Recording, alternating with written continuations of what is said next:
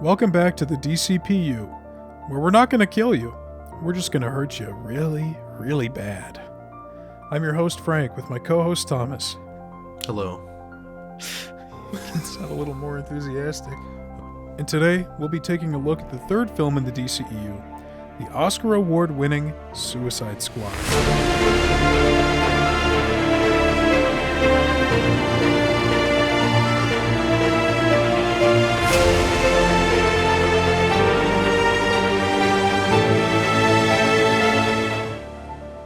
So this project, or some version of it, was actually in development since 2009, when it was announced through The Hollywood Reporter that Warner Brothers had tapped Justin Marks to pen a Suicide Squad script with Dan Lin producing. And they actually used a kind of funny headline to announce this. It said, "Warner Brothers and Justin Marks are ready to commit suicide." Justin Marks had only written one thing at this point in his career, which was Street Fighter: The Legend of Chun-Li. He would go on to write the Jungle Book live-action film, as well as the story for Top Gun: Maverick. Additionally, he was the writer, executive producer, showrunner, and creator of the show Shogun in 2024, which is not too shabby for a resume, although the bulk of this did come way later in his career, so who knows how good the script was at that point. Dan Lin is a producer with a pretty decent track record, including such films as the 2009 Sherlock Holmes duology, the Lego movies, the It movies, and the most recent Lilo and Stitch live-action film. On September 19th, 2014, it was reported that David Ayer had been picked, or was in negotiations, for the directing role in Suicide Squad. Warner Brothers believed he'd be able to bring that dark and edgy tone they were hoping to accomplish with the film. At this point in the production, it was still reported that the script by Justin Marks was in use. However, David Ayer eventually ended up rewriting the script at some point during production. It's unknown how much of the original script influenced the rewrite, but given the fact that Justin Marks doesn't have a writing credit, or even a story credit, it's likely that the story beats were quite different. David Ayer's track record included writing The Fast and the Furious, Training Day, and also writing and directing End of Watch, Sabotage, and Fury. In October 2014, Warner Brothers had offered the main roles in the film to Ryan Gosling, Tom Hardy, Margot Robbie, and Will Smith. Gosling would be a Joker, Tom Hardy would play Rick Flag Jr., Robbie and Smith would remain in the final film as Harley and Deadshot. In November 2014, it was revealed that Jared Leto was in talks for the role of the Joker, despite earlier reports that Gosling was the original choice. In December 2014, Warner Brothers announced the official cast. The only difference from the final cast was Tom Hardy as Rick Flag. Additionally, Emma Roberts was in the running for Harley Quinn. Oprah Winfrey was also in the running for Amanda Waller.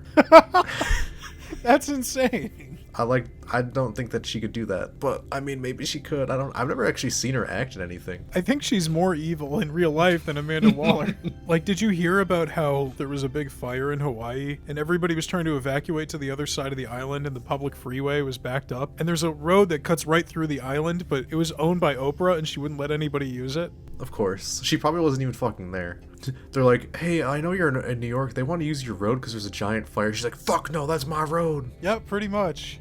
In January 2015, Tom Hardy had to drop out of the film due to scheduling conflicts with The Revenant, as it was going over schedule. Which seems weird to me. I haven't seen that movie, but I feel like he's not in it that much. I haven't seen it either. Oh, okay, well, I guess we'll never know. We'll never know. Initial reports claim that Jake Gyllenhaal was in the talks to replace Tom Hardy, as he had previously worked with Ayer on End of Watch. It was eventually revealed that Joel Kinnaman would play Rick Flag. And now we get into the juicy bits of the production, which is where the fun begins. Back in October 2014, the film was announced by Warner Brothers CEO Kevin Tsujihara as the third film in the initial lineup for the Justice League universe. According to sources interviewed by The Hollywood Reporter, Warner Brothers was confident in their ability to complete the film by the announced release date. Until they weren't. Ayer's initial script included Steppenwolf as the force behind the main villain, the Enchantress. However, the studio nixed the idea, and Ayer had 6 weeks to rewrite the screenplay, as opposed to just delaying the movie. Pushing back the release date was reportedly not an option, since it would throw off the timetable for every expensive deal made in regards to branding, advertising, and merchandising. And, I guess as comic book fans, we just saw this happen with Captain America: Brave New World. I mean, Disney delayed that movie so many times. We were seeing commercials, toys, and McDonald's Happy Meals spoiling the movie 9 months before it came out, featuring characters that didn't even exist by the time it released. That's how I want to have all my spoilers now, it's just from Happy Meal toys. Yeah, I think weren't like some of the Happy Meal toys like characters weren't even in the film, I think. Or they were completely different because they reshot the whole fucking movie in that time. Yeah, they reshot the whole movie like 3 goddamn times. Like, I guess I can see them wanting to not delay it because like stuff like that would happen, but then also maybe you should have had an idea going in the first place so that this wouldn't have happened. Yeah, 100%. This is just poor mismanagement. So apparently, Kevin Sugihara was really pissed about the response to Batman v Superman, which was the driving force behind the studio's nervousness about Ayer's version of Suicide Squad, which would have been more similar in tone to Batman v Superman than the teaser trailer led people to believe. So, to match the tone of that teaser trailer, Warner Brothers hired the same trailer house from the film's teaser to edit the entire feature film. Although the film is credited to a single editor, John Gilroy, this version of the film went through the hands of several editors as post-production went along. And actually, editor John Gilroy left the project in early 2016, and producer Charles Roven recommended editor Lee Smith to David Ayer, who created the picture-locked director's cut based on Gilroy's assemblies. It's insane that they had a teaser trailer house edit a whole film, and I think that does shine through in the final product. Yeah, I had known about this for a long time, and going into this movie with that knowledge, it makes a lot of sense. There are just countless needle drops that you would find in a trailer, and also the pace of the film is just very fast. Especially the opening. I had a note of that, actually. I was like, this is so fast-paced, it is like a trailer. It was starting to make me nauseous at a certain point, like the first 10 minutes, but I guess we'll talk more about that when we get to the plot discussion. Warner Brothers had screened its own Frankenstein version of the film with Ayer's cut to test audiences, and claimed that its designed-by-committee version of the film tested more positively, although in an interview with producer Charles Roven, he said that both cuts tested similarly, and that the reshoots were done as a sort of middle ground compromise. Feeling betrayed by the company and his representation, Ayer had dropped his longtime agent at CAA, Todd Feldman, for another agency, WME, but just a day later, he had a change of heart and went back, though it was clear he was extremely upset and under a lot of pressure. David Ayer confirmed on Twitter that he was the one who did all the reshoots on the film. No other director was brought in. He's quoted as saying, "I shot them. I was hired to do a job, and I did it. And if I ended up in the same situation, I would shoot what I had to shoot. At the end of the day, I'm just an employee doing a job. I take my obligations seriously, no matter how painful." After some back shots. God, I was gonna say that. I was. After some back shots with fans. After some back and forth questions with fans, one asked if the reshoots changed anything about the Joker's character. Ayer replied, "Every single method was used to reduce Joker to a punchline instead of the Crown Prince of Crime." Crown? Clown. I fucked up. He's a Saudi. He was like the ambassador of Iran, right? Yeah, after he killed Jason point. Todd. He was an ambassador to like the Arab Emirates or something. Every single method was used to reduce Joker to a punchline instead of the Clown Prince of Crime, the king of the Gotham underworld that he is. Put it this way, if you recut an actor's performance with the goal of destroying it, it ain't that hard. So in addition to the film's original score, Warner Brothers also collaborated with their music division to create Suicide Squad, the album, which was a compilation album featuring a plethora of large artists. This album included songs that were featured in the film, like Fortunate Son by Creedence Clearwater Revival, Super Freak by Rick James, and Slippin' Into Darkness by War. However, the majority of the album consisted of songs produced directly for the movie, with some of these companion songs actually featuring in the film. Some of the artists behind the new songs included Skrillex, Rick Ross, Lil Wayne, Wiz Khalifa, Imagine Dragons, 21 Pilots, Kevin Gates, and Panic at the Disco. Probably the craziest of these songs was Sucker for Pain, which had Lil Wayne, Wiz Khalifa, Imagine Dragons, Logic, Ty Dolla $ign, and X-Ambassadors on the same track, and they each had like their own little verse. But that's just so many big names on one song. I thought that was kind of insane. That is pretty big, and also some of those guys are way different than the others. I mean, I would never imagine... I would never imagine Dragons. I would never picture Imagine Dragons and Lil Wayne collaborating. What it is on that one, it's like they sing the chorus. Probably them, Imagine Dragons and X-Ambassadors sing like the chorus, and then the rappers have like their own little verse in between. This actually ended up winning a Grammy Award for Best Compilation Soundtrack for Visual Media at the 2017 awards, and also won a Kids' Choice Award for Favorite Soundtrack, which is really funny. Yeah, I couldn't imagine any kids seeing this. It was certified gold in the United States on September 23rd, 2016 for 500,000 sales. It also reached platinum certification for shipping over 1 million equivalent units on November 16th. So that's like 3-4 months after it came out. Yeah, like 3 months and change. Yeah, that's pretty impressive. A platinum album in 3 months would be impressive for any musician, let alone a companion album for a movie. This was actually a pretty unique collaboration between the film and music departments of Warner Brothers, and I'd say it was probably a unique risk because this could have made like no money, and then if the movie flopped, it'd be like a double flop, and they would have both failed. But I think this actually paid off pretty well. I definitely remember during this time hearing Heathens on the radio like damn near every time I was in the car, and that's what I remember from this album the most. So I've actually listened to the album before, and I feel like it's an interesting mix of music, and it's definitely a unique idea that I don't know if anyone else has like done. I know there's like musicals, but I think it's a pretty unique idea that actually went pretty well for Warner Brothers for once. Counterpoint, Guardians of the Galaxy. Well, I guess what I mean is like the original music. Right, yeah. No, 100%. The original album. I think Marvel might have done the same thing with Black Panther. Yes, they did do that with Black Panther. But that came out after. That came out after this. Yeah. So is it possible that Marvel saw the success of this album and then chose to do the same thing with Black Panther? It could be, because honestly, I did feel like that one didn't quite fit because it was like a lot of rap and R&B songs, but doesn't that take place in Wakanda? So like, why would they do that? Would they have that there? Yeah, I mean, there's some scenes that are in like Oakland, and he drives a Lexus at one point, and maybe there's a song playing on the radio. But for the most part, yeah, that movie, I don't know. It doesn't, yeah. I'd be interested to see if that was, or I mean, we might not never know, but I'd be interested to know if that did have some sort of hand in making that soundtrack. I could see it. They already did copy them with Batman v Superman and Civil War, so. Yeah, that's good. That is a good point. During the press tour for Suicide Squad, Jared Leto, who was playing the Joker, boasted to interviewers about his method acting techniques, which involved sending things like used condoms, anal beads, rats, and dead pigs to the castmates. At CinemaCon, he told a reporter this: "I did a lot of things to create a dynamic, to create an element of surprise, a spontaneity, and to really break down any kind of walls that may be there. The Joker is somebody who doesn't really respect things like personal space or boundaries." Will Smith said, "He went full Joker. He really set the tone. He wasn't playing with it. He was dead serious as an actor. He was going in, and he was 100% going into this character," which to me doesn't really say anything. Can I just say that each one of those sounds like it's or like a clip that you'd see? He's like, he went full Joker. He really set the tone. He wasn't really playing. Like, that sounds like 8 different article titles.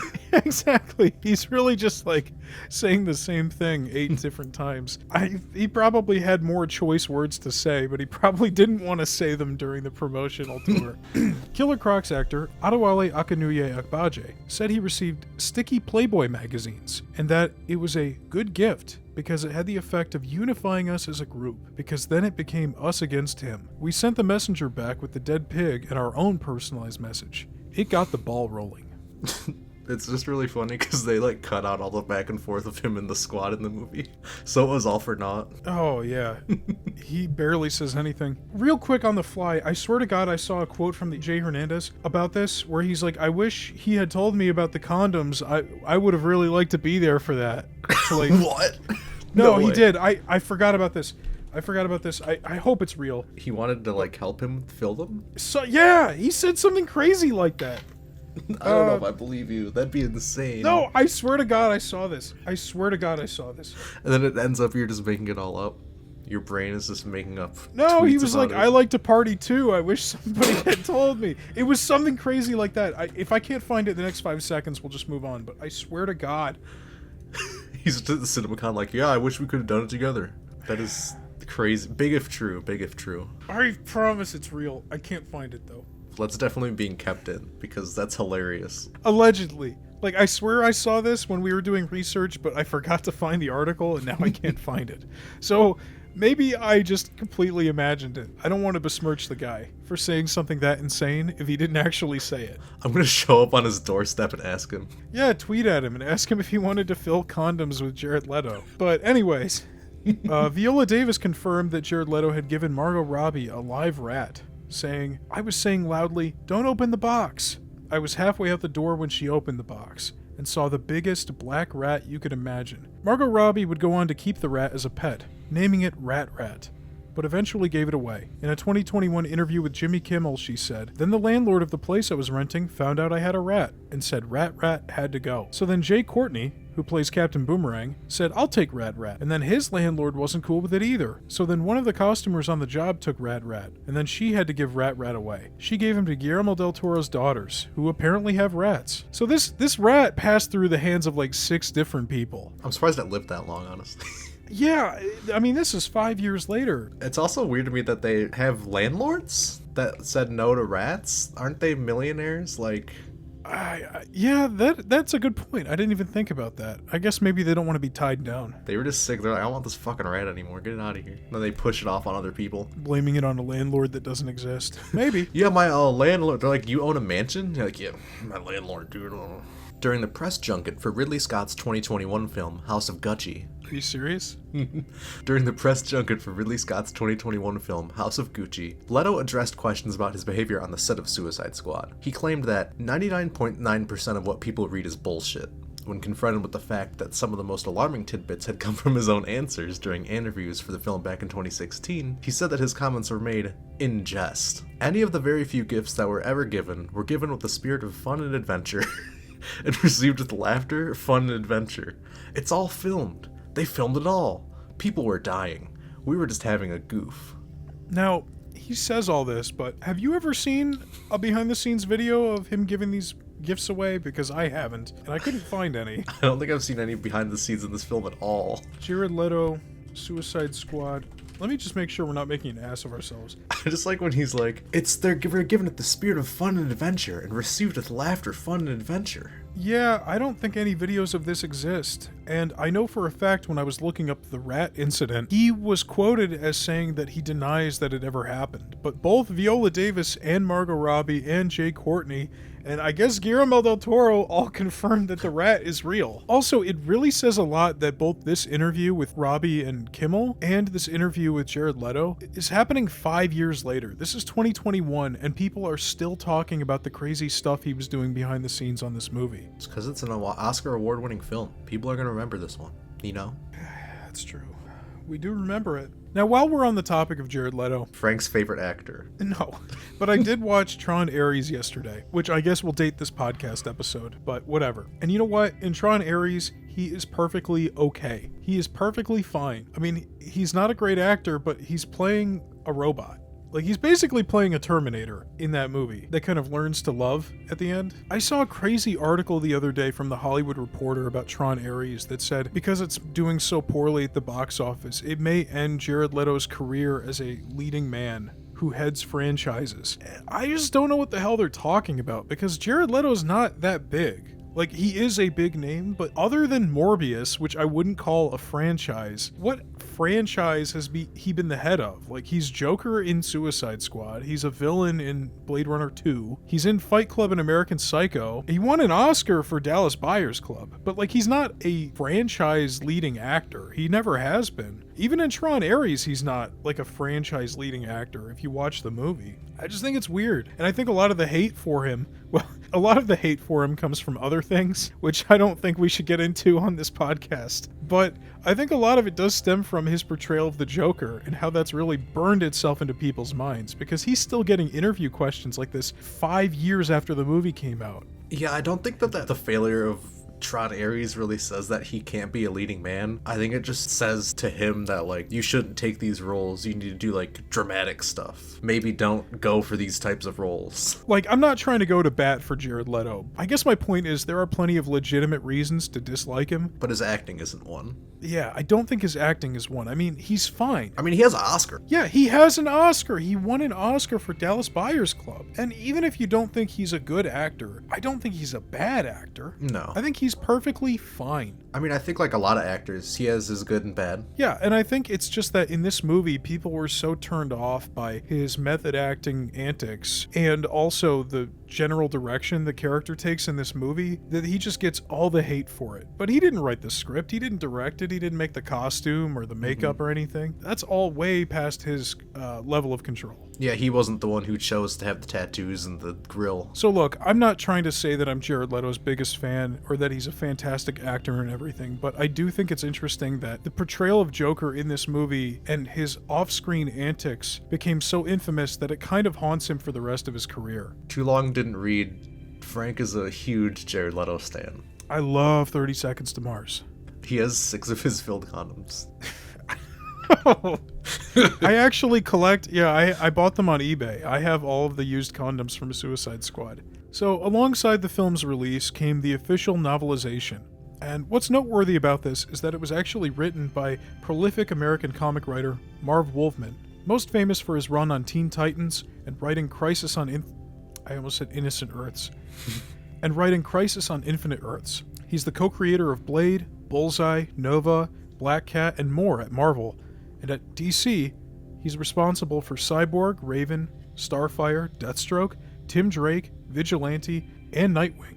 Yeah, he's a pretty big guy in the DC sphere, and clearly at Marvel too, but I just automatically think of him as DC, because that's why I know him from. But yeah, I mean, it sounds like he's created over half of the Teen Titans that we know today. Like, when people think of the Teen Titans, they think of Raven, Starfire, Cyborg, Deathstroke, and Nightwing. Because he actually becomes Nightwing in that run, I believe. Oh shit, I did not know that. Yeah, because when it starts, it's like Teen Titans, and he's Robin, and then it relaunches into like new Teen Titans, and then he becomes Nightwing. On to the state of movies, DC, and the characters at the project's release. In the movie sphere, some of the major films releasing around the same time as Suicide Squad included Ice Age 5, Jason Bourne, the reboot Jason Bourne, not the first Jason Bourne, Pete's Dragon, Sausage Party, Hell or High Water, and Ben-Hur.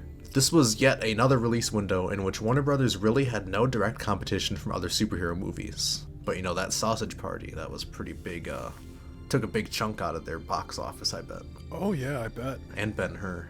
Oh yeah, I heard Ben-Hur did amazingly well.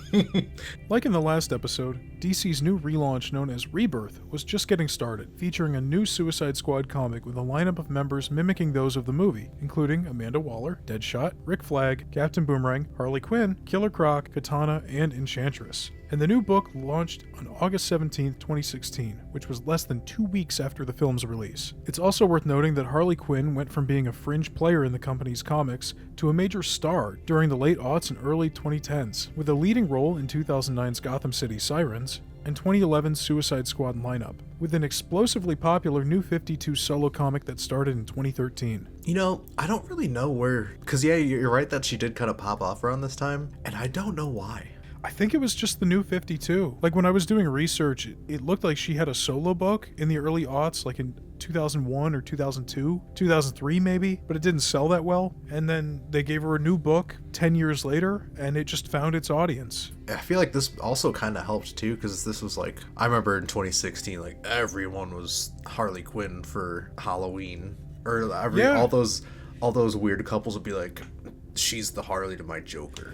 Yeah, the New 52 look is the one where she has like the hot pants and she's got like the half red, half blue hair and the t-shirt and stuff. So I think her look in the New 52 inspired the movie a little bit. But I don't know why she got so popular in those 10 years. Even now, she's still popular. Yeah. She's like the 4th tentpole of DC. Good for her, honestly. She's great. It's crazy to think that she wasn't even originally a comic book character. She was made for the Batman animated series, right? Yeah, because they were like, we need a sidekick for the Joker. Well, it paid off, I guess. In the comics, the Suicide Squad was introduced in The Brave and the Bold number 25 in September 1959, as a team consisting of physicist Jess Bright, astronomer Dr. Hugh Evans, Rick Flag Jr., and flight medic Karen Grace. While this was the first iteration, it wasn't until 1986 or 1987 when the more modern version of the Suicide Squad was created by John Ostrander. This team is more like the one most people know now, and consists of a team of villains being used by the government and directed by Amanda Waller to do some Black Ops work for time commuted off of their sentence. The initial lineup during this sort of reboot consisted of Deadshot, Rick Flag, Bronze Tiger, Enchantress, Captain Boomerang, Blockbuster, Mindboggler, Nemesis, Nightshade, and Plastique. Out of that original lineup from 86-87, we do have a couple mainstays. Interestingly enough, the characters of Katana, Harley Quinn, and Killer Croc were never on the Suicide Squad until the 2010s. Harley first appeared in 2011, as previously mentioned, and then Katana and Croc didn't appear until the semi-tie-in version released alongside this in 2016. And to our knowledge, this film does not take direct inspiration from any Suicide Squad comics in particular. And if it does take any inspiration from any comic runs, let us know in the comments below. We'd love to hear and learn. As we discussed at the end of the last episode, Warner Brothers created the DC Films division in May 2016 after the poor performance and reception to Batman v Superman. This division would be solely responsible for stabilizing and managing the DC Entertainment brand in film.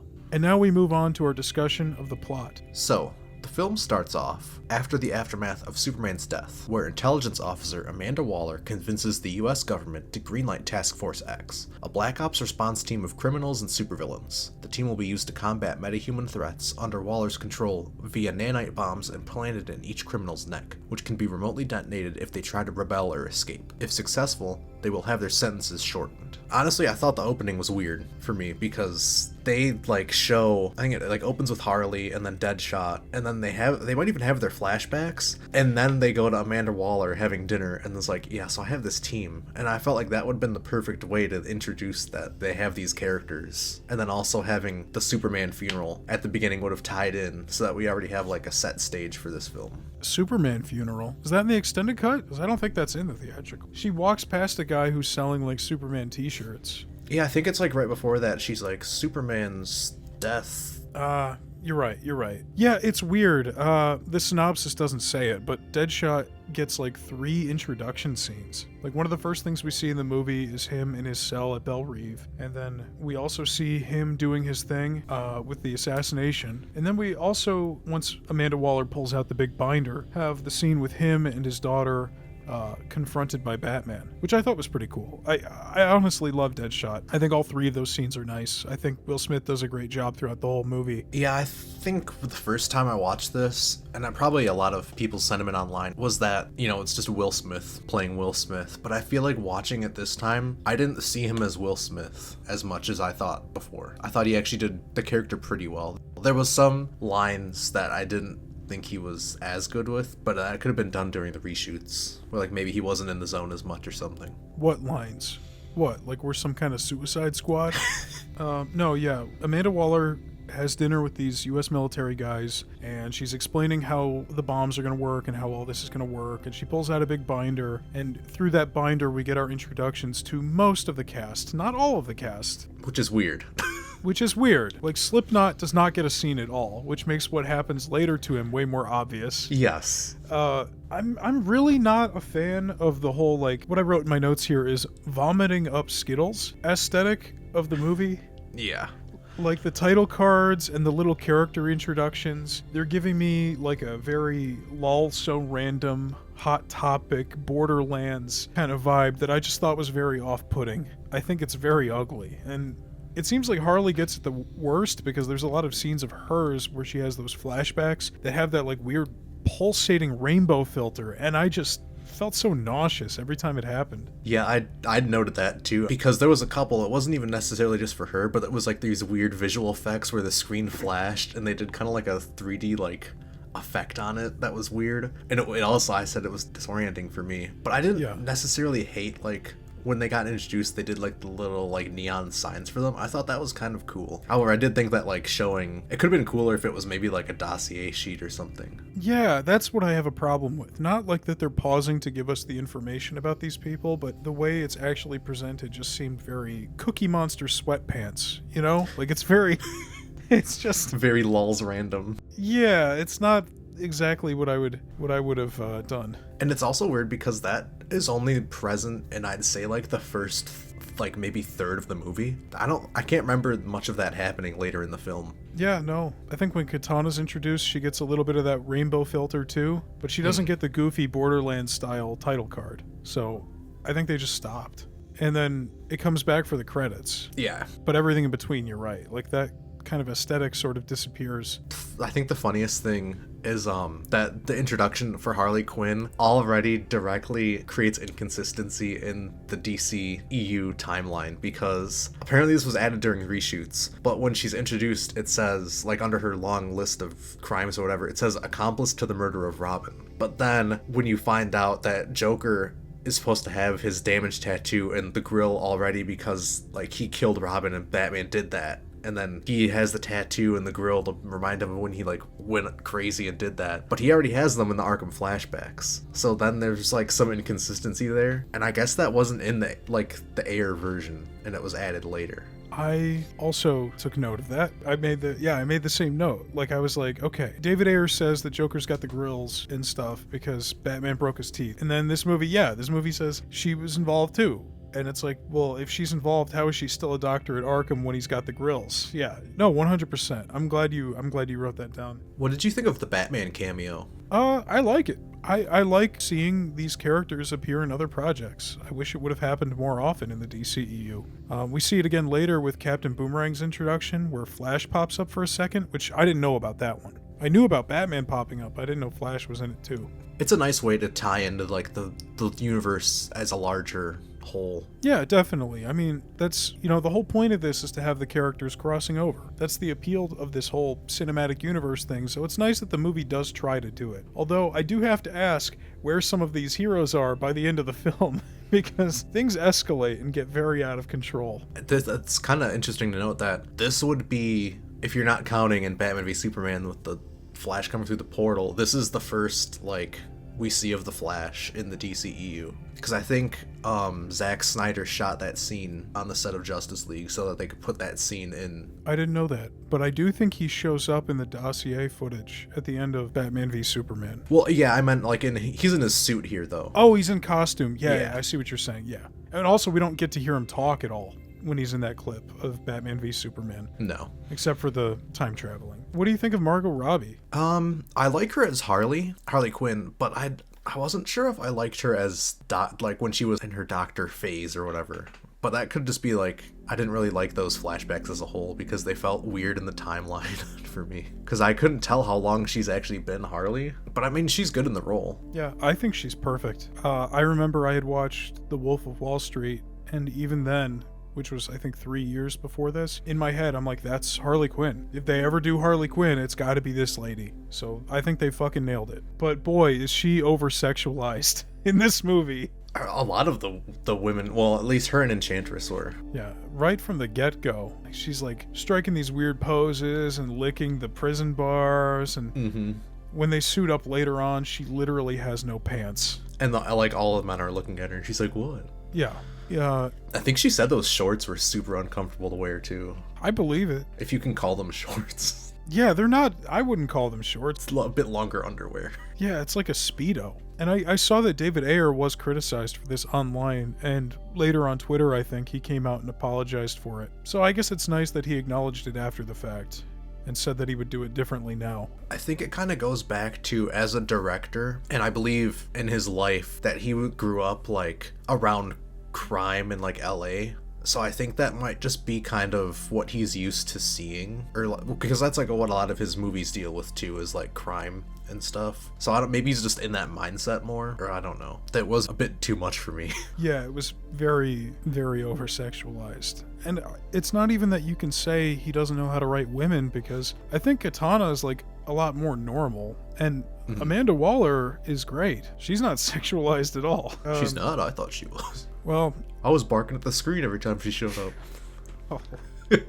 And then also in this first flashback with Harley Quinn, we get our first look at the Joker. So we talked about Jared Leto earlier, but we might as well get our thoughts on the Joker out of the way. What do you think? So it was weird going back to this because I had always really hated it, but now going back to it, I was I don't hate him. He's not my favorite ever, but I didn't actually mind watching him on screen, and I think I found a bit more to like in his performance this time around. Yeah, so what I'm gonna say is probably a hot take, but even back when this movie was announced, I was all in on the idea of Gangster Joker.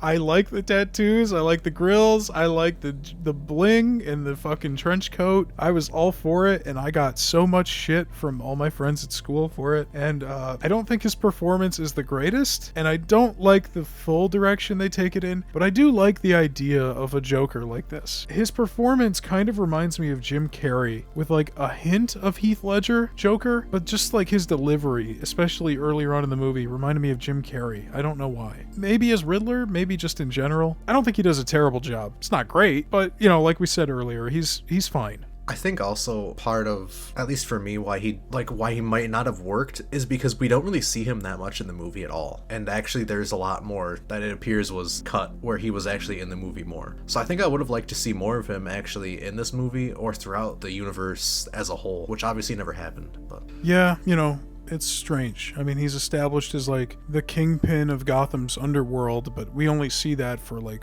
1 or 2 sequences, just a few minutes combined in this, and then we never see him pop up again. Well, we almost never see him pop up again. I noticed during this movie, him and Batman never exchange words. Like, they never even look at each other. The only time they're even in this same shot is when Batman's on the top of his car. And then Joker's gone when he gets Harley out of the water, so they don't interact. We get the introductions to most of the squad here before this second paragraph of the synopsis even starts. Yeah, the only one that we don't meet is Slipknot. Slipknot, yeah. Which I'd like to talk a bit about him when we introduce him later. For sure. But before that, we have the introduction of El Diablo, and I wrote a note here that they called him the pyrokinetic homeboy, which I thought was especially embarrassing. We also get the introduction of Killer Croc, and he's okay. I don't really like that he's like the size of a normal guy, but I do think the makeup is really good. I feel like sometimes they just try to do that CGI, but I think the makeup looks really good. No, the makeup looks fantastic. The only thing I will say is later in the movie when he takes his shirt off, I think his head looks a little bit too big for his body.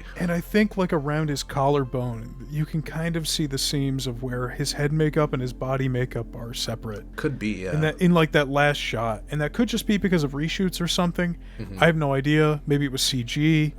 Maybe they CG'd over his shirt. I have no clue. I did like how they have the introduction to him and he's in his cell and he has the reflective eyes because they're using night vision to see in his cell. And then also in the extended version, David Ayer is the one who feeds him his meal. Oh, that's fun. Then after the introduction of Killer Croc, we're introduced to Dr. June Moon, an American archaeologist who becomes possessed by a witch called Enchantress. Waller can control her by seizing her magical heart, which wounds her if it is struck. Waller's subordinate, Colonel Rick Flag, is in love with Moon and is made a lead member of Task Force X. However, Enchantress betrays Waller, conquering Midway City, transforming humans into monsters, and summoning her brother, Incubus, to destroy mankind. So we get the introduction to Enchantress. It kind of gave me Madam Web vibes. Now, I know that movie came out years later, but it just kind of gave me the same sort of vibe. What about it? The, like, production design of, like, her at the beginning in the jungle. Oh, okay. Yeah. I see what you mean.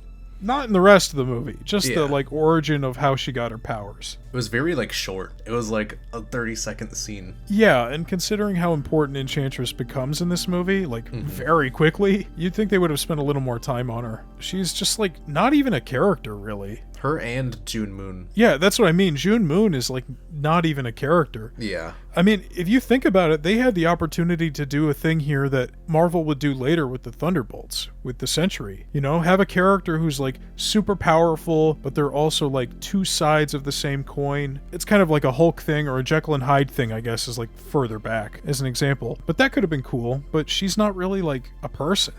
I think June Moon maybe has, like, 4 sentences in the whole movie. I did like her, maybe not her design, because then it did kind of fall into like this, like the brawn panniers. Although if it's like ancient, whatever, maybe it's different. But I liked that she was like a dark and like dirty, and when they did just like the silhouette of her with just the eyes appearing, it was really creepy. Yeah, I like the Enchantress's first look with the black and green getup and the long dirty hair and stuff. I think by the end of the movie... Oh yeah, when she gets like her weird outfit with like the headpiece and shit. Yeah, that looked pretty bad for a bunch of reasons, but I do agree. I think the design at the beginning of the movie is pretty cool. And I love the part when that one shot where she's switching and the fingers like cross over. The hand? Yeah, that was so cool. That was great. Yeah. The Enchantress stuff is cool, but I think I would have liked a different threat in the movie, which maybe we can talk about more later, but... Yeah, I think I agree. It was around this point in the movie, after Enchantress's introduction, that the pace of the cuts and the amount of licensed music that movie's cycling through was kind of making me nauseous, but I think I said that already. I think that I felt like this was where it kind of cut off, though. Maybe not here, but once they actually get to the city. Yeah, once they get to the city, because they're still playing it when they're in their little, like, forward operating base and once they're on the helicopter. Yeah. One of the military guys in the room, and I believe it's the one who's played by David Harbour. I don't know if you recognized him. I did. But one of the guys in the room is played by David Harbour, which I thought was cool. He says, like, essentially, who would have stopped Superman if he was evil? Batman would. I'm pretty sure we know the answer. We all saw the last movie, right? Like, if there was an evil Superman, Batman would have scared him. I thought the last movie made that perfectly clear. I liked Killer Croc's conversation with Flag because it really gives us a good look at the makeup. It's easy to see why they won an Academy Award for it. I also like that El Diablo refuses to join the team because he's a pacifist now and he's like afraid of his powers. That's pretty different. It is, but I don't know if the payoff kind of worked later in the film to where they got him to fight. Yeah, I agree. But at least for now, it seems like it's a pretty compelling choice. That one Joker scene that's in here, where he like wakes up in the room, and then his right-hand man comes in, he's like, I found where she is, and he just does like a little bit of a lore dump, and he's like, they're taking all these people to Belle Reve. And I'm like, first of all, his right-hand man looked way too normal for me. It's just some guy in a suit. His right-hand man looked like J.D. Vance. Kind of, yeah. He kind of does. That's where he got his start. He was the Joker's right-hand man. Yeah, I mean, just replace Joker with Peter Thiel, and there you go.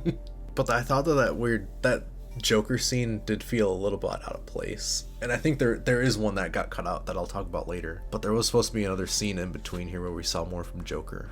Why did they send in Chandra's and Flag to do the threat first? I guess she just thinks that... Did she get approval to do Task Force X yet? That part of the movie kind of confused me because the way that it was edited made it seem like they were doing that concurrently as the Suicide Squad was getting shipped out to Midway City almost. Yeah, the way I read it was like... I don't know, it kind of almost felt like Waller was sending them out there to fail on purpose, so she could get the green light for her team. Maybe I just misread what was happening. I don't know. The whole movie is edited in such a like disjointed way that it's kind of hard to follow the beats exactly as they should be playing out according to the script. But even if she just sent them out there alone in good faith, I guess that makes sense too. So next up we have basically the Suicide Squad assembling at Midway City, which is basically... Wait, say that again. Suicide Squad? No. Never mind. Never mind. What did I say? Never mind. Did I say Fantastic Four? I'll bring it up later. Go ahead. The only one that's new to the group is the rope-climbing mercenary Slipknot, who I don't even think was mentioned before all of this. No, he wasn't, because I took a picture on my phone because I didn't think he was ever going to get mentioned. I thought he was a character that was just cut entirely from the Ayer cut. I took a picture on my phone I was going to send to you because when Waller's in that boardroom, she's got 6 portraits on the wall, and we only knew about 5 of them. And there was a guy sandwiched between Croc and Diablo, and I didn't know who the fuck that was. I think it's just really funny that they included him, and pretty much the only point of his character is to die, and they don't even try to do like a red herring or anything. They don't give him an opening intro like the rest of them. They don't give him a flashback, they don't give him a name until he's introduced in the scene. And it's just clear that he's the one who's going to die. Yeah, he's introduced with a single sentence. They're like, this is Slipknot, he can climb anything. And this is also when we're introduced to Katana, but, you know, she doesn't have, like, the title card like the rest of the characters do, but she does have a flashback. I think the flashback is a little bit later, isn't it? No. Well, it might be after she gets on the helicopter. I can't remember, but that's only a few minutes later. But I guess the point is Slipknot gets nothing. You're right. I mean, if they wanted to make this twist good... Oh, well, we don't know that Slipknot dies yet. But Slipknot dies. He dies pretty soon. He tries to escape, and... Anyone watching it will know. Yeah, Rick Flag blows his head off because he tries to escape. But anybody watching the movie would know this because he's the only guy who gets no introduction at all. Versus James Gunn's Suicide Squad movie, where there's a whole bunch of red herrings. I did feel a little bad though because I remember when this was like coming out, the guy who plays Slipknot is Native American, and I had heard that like he was really excited. He's like, I get to be like the first Native American like superhero character in a superhero movie, and then he just gets like killed off in like within a minute. That is messed up. I remember there was this one story on like Reddit, I think, where it's like, my grandma was so excited because she thought that there was going to be like a Native American hero on screen. I didn't have the heart to tell her that everyone knew he was going to die within the first 5 minutes of screen time. Damn. Yeah, that sucks. And that's one demographic that's not really represented even today. There's Echo Yeah. from Marvel. Which is relegated to a TV show Relegated to a TV show. that no one watched. Yeah. Although I heard it wasn't bad, but No, I heard it was good, but Marvel didn't have any faith in it. It was the only one of their shows where they dropped all the episodes at once instead of doing them weekly. I don't even know how many there are, but I think there's definitely a couple within DC that they could introduce that would fill that niche. What about Red Saint Wild? Yeah, that's true.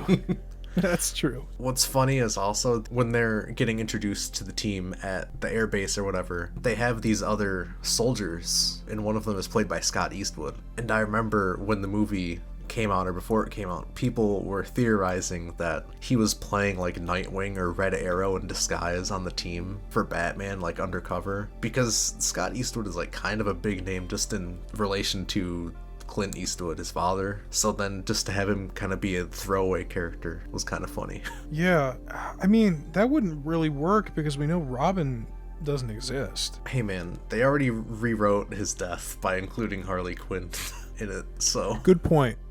Good point. I guess even by the third film, the DCEU has started making big retcons and changes to the continuity. And then I guess the only other thing I have about this is the stupid Katana introduction, where she just gets on the helicopter and he's like, "This is Katana. She's got my back. I'd recommend not getting killed by her. Her sword holds the souls of those she kills." Honestly, throughout the whole movie, I don't think it's a spoiler to say that she doesn't do anything and probably didn't need to be included. I don't know why she was. I don't know. She's cool. I mean, she's cool, but she doesn't even talk. She has like 2 lines. No, for sure. Like, if they were going to include another cast member, they should have given them more to do. But I think with the way the theatrical cut ended up, you could say that about half the cast. Looking at you, Killer Croc. You know what? I don't think she had the bomb in her neck. No, because she's just broing with him. She's not a villain in the comics. She's a hero, so. She's not part of the squad in that way. I wish she did have more to do, though, because she looks cool. Yeah, her costume looks cool, and Karen Fukuhara, she's great. I mean, she would later go on to be in The Boys, and she's fantastic in that show as Kimiko. So she does feel wasted here. And then she never shows up again in any of the movies. Yeah, she never shows back up. That's true. She doesn't die in this movie, but she never shows up again. And also, most of the cast of this movie never show up again. Yeah. Which is a shame, It's a shared universe. You should be cross-pollinating like they did with Batman in this. But most of the Suicide Squad, they never rear their heads again. I guess the only other thing to note about this section is that Waller and Flag deliberately hide Flag's relationship with June Moon from the team, which doesn't really make sense because she's not in the squad at this point, and they don't even know her. And even if they did know the relationship between her and Flag, would it make a difference? I don't think so. I think that this is something that got messed up in like cutting the film weirdly because I it doesn't really matter. I don't know why they have this in here. Well, I mean, I think it does upset people later on when they find out, but I don't know why it should. That's what I'm thinking because I think when I read the leaked script, it seemed like they were upset for a different reason, which I'll talk about. Oh, okay. Upon arrival in Midway City, the team's helicopter is shot down, forcing them to travel on foot. Boomerang convinces Slipknot to take off, thinking that the bombs are a ruse. Flag kills Slipknot by activating the bombs when he tries to escape, satisfying Boomerang's curiosity of the bomb's legitimacy. Rest in peace, Slipknot. Scaling a skyscraper and fighting their way through waves of heavily mutated soldiers under Enchantress's control, the team discovers the mission target was Waller herself.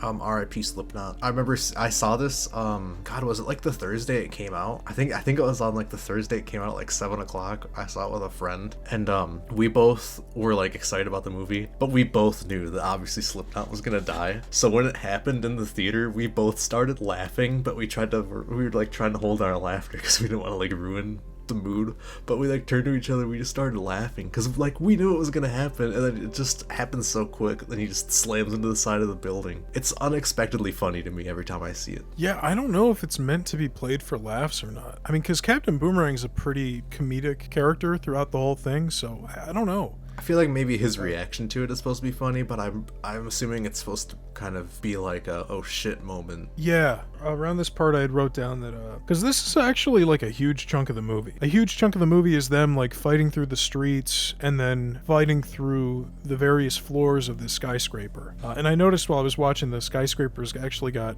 John Ostrander's name on the front. Mm-hmm. The thing I noticed about that shot besides that was that the CGI for it looked really fucking weird. It looked like it was out of like a 2000s like FMV game for some reason. I think you could say that about a lot of the CGI in this movie. I didn't think all of it was bad. Some of it was, though. I think pretty much everything with Incubus looked like it was from an FMV from like Final Fantasy. It looked really bad. Like, I think in general, the action scenes, and that's what I was about to talk about, the action scenes in this movie are pretty solid. Like, all the gunfights and like the hand-to-hand stuff is good. Like, when they're shooting their way through the streets and up the various floors of the skyscraper, I liked it. But everything involving Enchantress's brother, it just, like, smears every scene that it's in with this cheap CGI, and it looks really bad. I think that's probably due to the reshoots, honestly. It could be. Yeah, I like the action here. I like the cast. You finally get to see them bounce off each other, especially Deadshot, who, you know, has great chemistry with Harley and Rick Flag.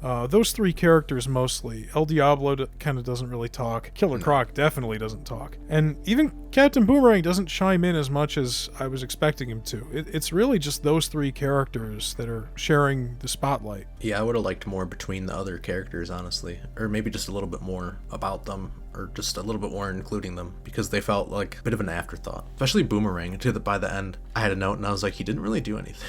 He was just kind of there. He doesn't even piss off El Diablo, which if anybody is going to rile up El Diablo, you know, get him to use his powers, it should be Captain Boomerang, because he's like the biggest asshole on the team, supposedly, but he doesn't rile him up. Deadshot does. It would have been a great moment to use Captain Boomerang's personality for the story, and they just don't use him at all. I wished Deadshot wore his mask more too, because I thought I remembered him wearing it way more than he actually did. He had it on for like 2 scenes. I wonder if that was some kind of stipulation with Will Smith, that he had to show his face for most of the movie or something. Because I know that's been a thing in other superhero movies, like in the Judge Dredd movie starring Sylvester Stallone, he barely wears the helmet. I think there's other examples, but I can't think of them now. That's that trope I hate, is when they always like take off their helmet or their mask to show their real face. And I'm like, it's just so stupid. Yeah, if you've got a secret identity especially, but also Deadshot's got like his lens built into it, or at least I thought he did. Yeah, he's got the one scene at the beginning where he just has the monocle on. It was also around this time that I was getting really sick of all the stupid one-liners, although they're kind of prevalent throughout the entire movie, not this part. You said that a lot of these stupid one-liners and stuff made sense originally, but because so many scenes were cut, they lose their context.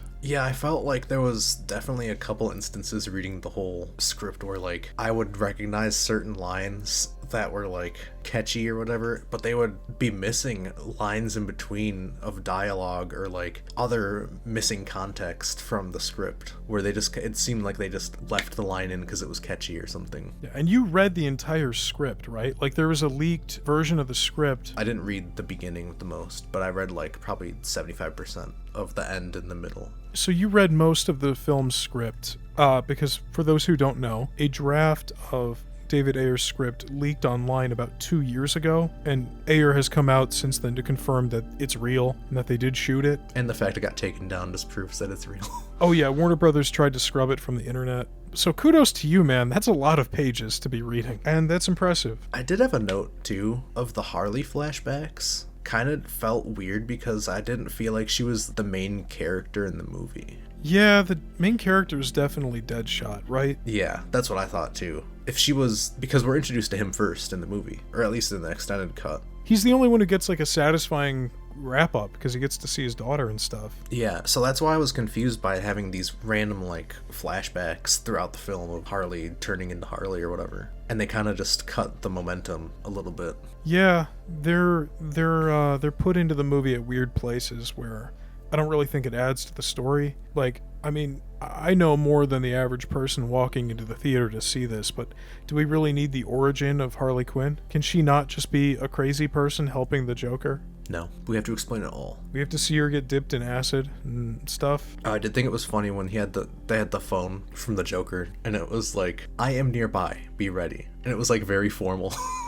And I just thought it was funny. And I did forget that the mission was to rescue Waller. Yeah, that was unexpected. I was like, oh yeah, I forgot that was the mission. Because the way it's framed, we definitely don't know that she's in the middle of the city. Yeah, I think they could have done that a little bit better. Like, it's still a good reveal, but I think that if they maybe had more of her, like, watching the team or something. Yeah, I kind of forgot she was involved. So, as Waller and the squad await helicopter extraction, they are attacked by the Joker, who learned of Harley's predicament. With tech stolen from an Argus laboratory, Joker disables Harley's bomb and helps her escape. Waller shoots down the Joker's helicopter, though Harley survives and rejoins the squad, believing the Joker is dead. Enchantress captures Waller to regain her heart. Deadshot finds Waller's top-secret files and discovers Flag's relationship with Moon. The team abandons Flag, sharing a drink in an abandoned bar, where El Diablo reveals his powers and criminal lifestyle led to the deaths of his family. Flag relieves the squad of their mission, but realizing they have the opportunity to prove themselves, the group sets out to save the city.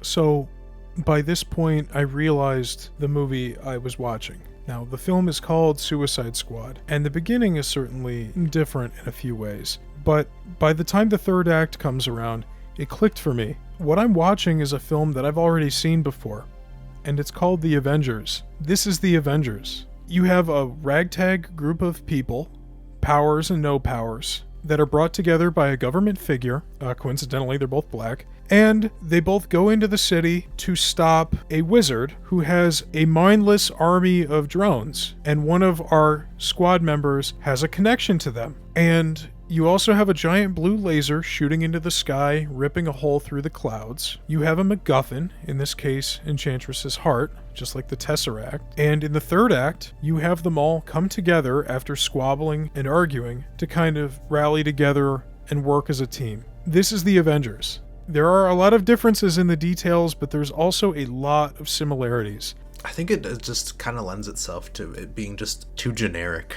Maybe not just because of that, but it just feels like a lot of other stuff too. Like, it doesn't feel like it does anything specifically great or different. It's just kind of telling a story. I think it's telling the same story that was told 4 years ago by Marvel. Also, at this point in the movie, like, they always say we're bad guys, but they don't really feel like bad guys. At least to me. No. It's not like they're doing anything, like, bad. We know that they have done bad things, but now they're doing, like, good things. But they're always trying to remind us that, like, we're bad people, we're bad guys. The only one of them who seems like he's a piece of shit currently is Captain Boomerang. Yeah. Who doesn't end up really doing anything anyway. Because he's, like, stealing watches off dead bodies and stuff. But Deadshot won't even shoot Harley when she's running away. El Diablo is clearly remorseful. Killer Croc is just a disfigured guy who's, been driven out of Gotham. Katana's not a villain. Rick Flag's not a villain.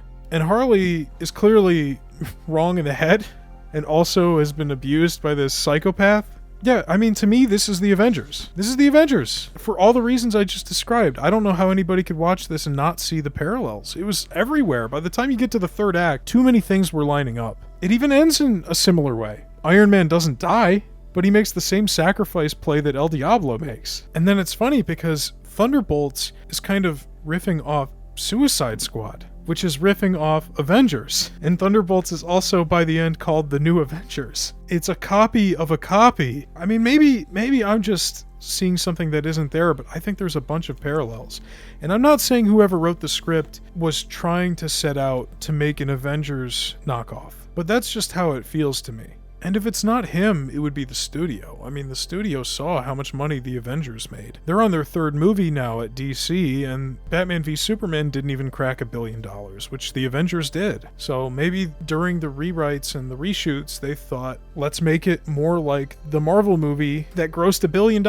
So I know that's a little bit of a side thing, but it's just an observation I had. I can see it. I wasn't quite sure why Joker was going after Harley. Well, she's his queen, and God help anybody who hurts his queen. I mean, I guess, but I don't know. It doesn't seem like they're not super close. I don't know. It was weird, some weird like mix up where they didn't feel super close, but then they also felt like too much like a real couple when the relationship's supposed to be like super toxic. Yeah, it's weird. I mean, he literally dumps her into a vat of acid and ruins her brain with electricity at the beginning, like tortures her. But then also he's being unusually selfless in rescuing her in this situation. I agree. I mean, I guess he's supposed to be unpredictable and crazy, but this seems like just a genuinely nice thing to do. And the way I've always read the Joker-Harley relationship is that it's very one-sided, and he is just very abusive across the board. Yeah, which I think didn't help. Because then this is when all the people are, like, comparing themselves to them. And it's like, that's not the point. Like, that's not what it's supposed to be like. Yeah. I have a note here about Enchantress. We briefly touched on it, but by this point in the movie, her look has completely changed, and she is ugly. It's not just the costume, but it's also the lighting, and also the fact that it looks like they've CG'd over her skin.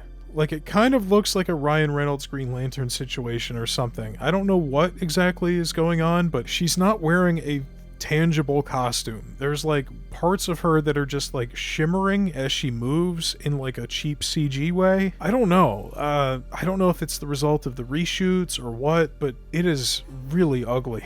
And it's hard to take her seriously as a threat when she looks like a CW villain. I wonder if maybe it's like they CGI'd over the original one or something. That could be it, yeah.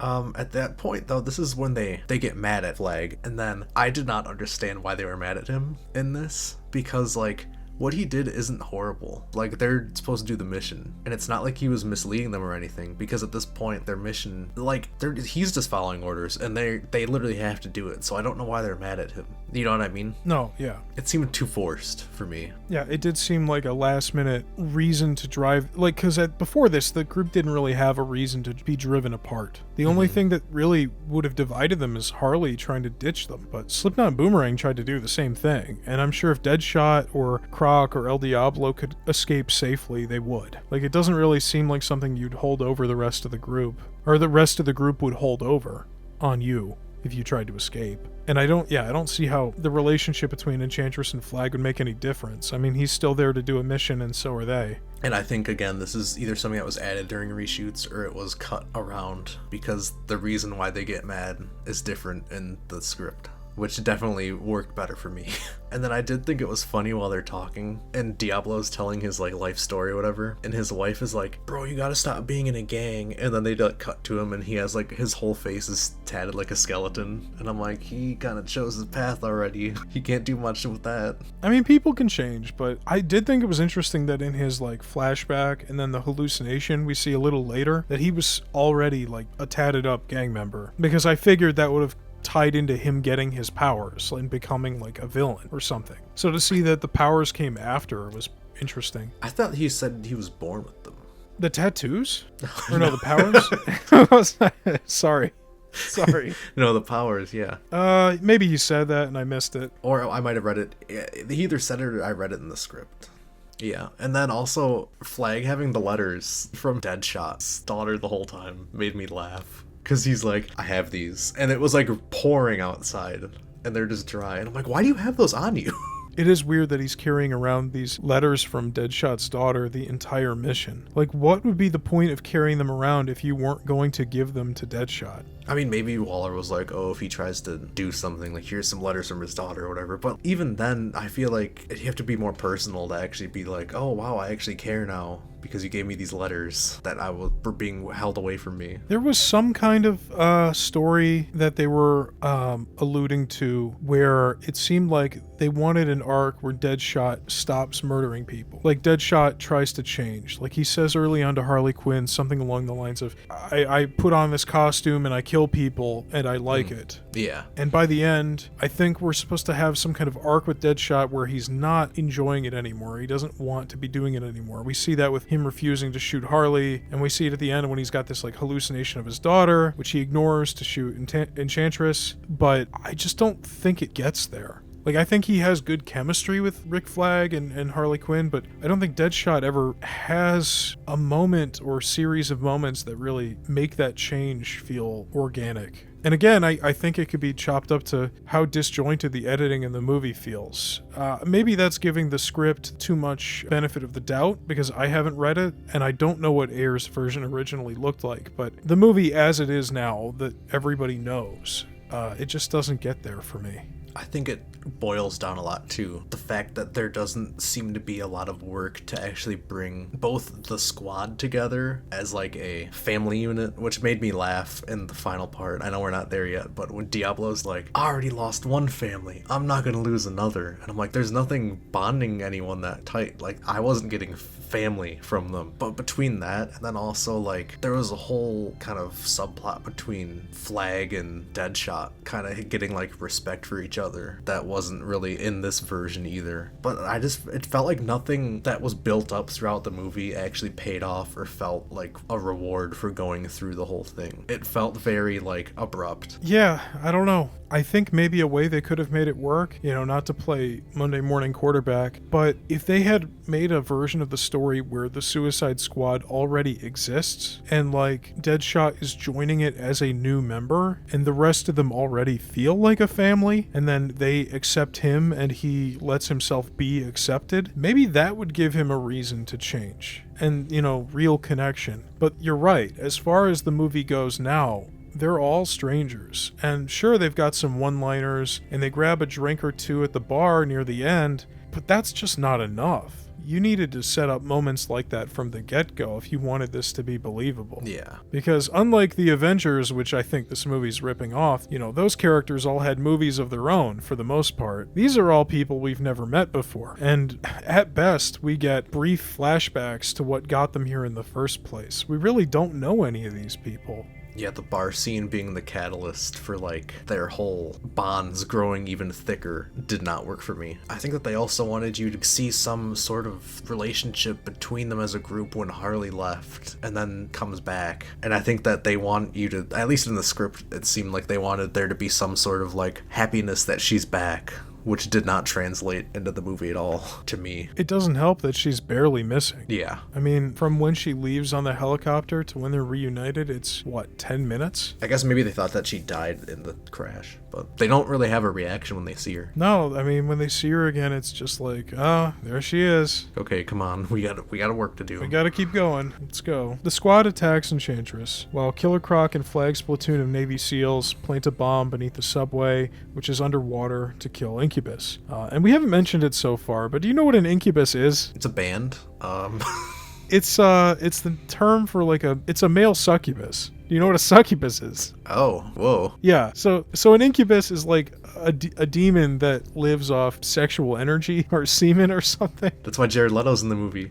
Yeah, I don't know. It's a weird name for your villain, but El Diablo embraces his pyrokinesis, eventually sacrificing himself to maneuver and keep Incubus in the right spot above where the bomb is going to be. So Incubus dies, El Diablo dies, he makes the Iron Man sacrifice play. Enchantress invites the squad to join her, and Harley pretends to be tempted to get close enough to cut out Enchantress's heart. Flag crushes her heart, kills her, releases Moon. Waller shows up, she deducts 10 years off everybody's sentences, and fulfills some of their requests. So Deadshot gets to visit his daughter, which I thought was pretty touching. Harley gets an espresso machine because lol's so random. Killer Croc gets BET. Oh, God.